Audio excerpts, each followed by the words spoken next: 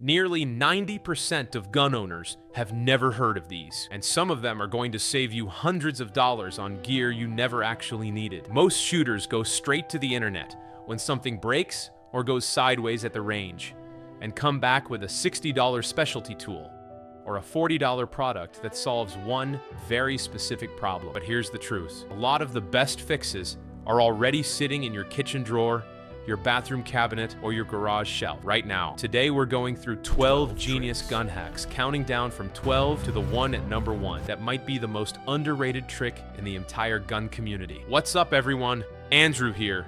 Welcome back. If you're new here, this is the channel where we talk about real-world gun ownership, what works, what saves money, and what nobody bothered to tell you. Hit subscribe so you don't miss a video. All right, 12 hacks, let's go. Disclaimer. This video is for educational and entertainment purposes only. Firearms require safe handling, proper training, and compliance with all federal, state, and local laws. Always verify current regulations before purchasing or carrying any firearm. Number 12, the chapstick parts stash. Here's a scenario almost every shooter has lived through. You're at the range, everything is running great, and then a tiny part gives out. A CR2032 battery for your red dot, a front sight screw, a retaining pin the size of your fingernail, and just like that, your entire setup is dead in the water. Here's the fix. Take an empty lip balm tube, clean it out, and use it as a micro storage container for exactly those kinds of parts. It's waterproof, crush-proof, and narrow enough to fit into MOLLE webbing, a chest rig, or the smallest pocket of your range bag. Load it up with a spare optic battery, a front sight screw, a retaining pin, zero meaningful weight, and from the outside it looks like nothing. Number 11, baking soda carbon scrub. If you shoot a revolver regularly, you know that ugly dark ring of baked on carbon on the front face of the cylinder. Most people go after it with a wire brush, and that's a mistake. The carbon comes off, but so does a thin layer of your finish. Over time, you end up with a gun that looks worn before it's put in any real mileage. The right move is baking soda. Mix it with just enough water to make a paste, apply it with an old toothbrush, and work it gently into the buildup. Abrasive enough to lift carbon, not abrasive enough to damage the finish. Rinse dry, apply a thin layer of gun oil. A box of baking soda costs about $1 and works better than most specialty carbon removers on the market. Number 10, the silica gel scavenger hunt. Rust doesn't warn you.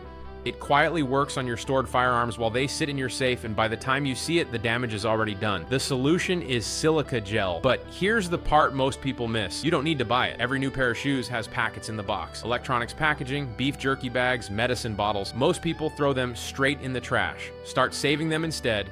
Distribute them across your gun safe, ammo cans, and hard cases. They work passively and constantly, pulling moisture out of the air. It costs you nothing but the habit of not throwing them away. Number 9, shaving cream anti-fog for eye pro. Foggy safety glasses are a genuine safety hazard. Here's a trick that works just as well as commercial anti-fog sprays and costs almost nothing. Put a tiny drop of basic foaming shaving cream on each lens, rub it into the full surface, then buff it off with a clean microfiber cloth until the lens is clear. The glycerin leaves behind a microscopic film that prevents condensation from forming. Number 8, coin choke tube wrench.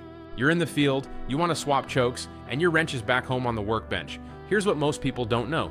The notches on most standard flush fit choke tubes are almost perfectly sized to fit the edge of a quarter or a penny. Drop a coin into a notch, grab it with your fingers or a pair of pliers for extra leverage, and you can torque that choke loose just like you would with the proper wrench. Check your pocket, you probably have one right now. Number 7, painter's tape magazine audit. If your gun is having failure to feed issues, 9 times out of 10, the problem is the magazine. Worn feed lips, a weak spring, a follower that's not tracking right. The reason most people never figure it out is simple. They don't track which magazine was in the gun when the malfunction happened. Fix it with painter's tape. Put a piece on the base plate of every magazine and write a number on it with a Sharpie.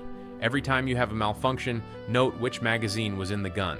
After 2 or 3 sessions, a pattern shows up fast. One magazine will reveal itself over and over. Pull it from rotation and either fix it or replace it.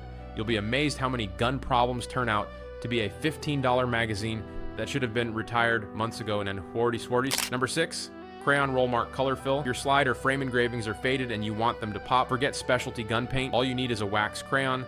Degrease the area, rub the crayon hard over the engraving to pack wax into the lettering, then lightly wipe the surface with a rag and a small amount of gun oil. The oil pulls the surface wax off the finish, but leaves what's packed inside the engraving right where it is. Clean, sharp, professional looking.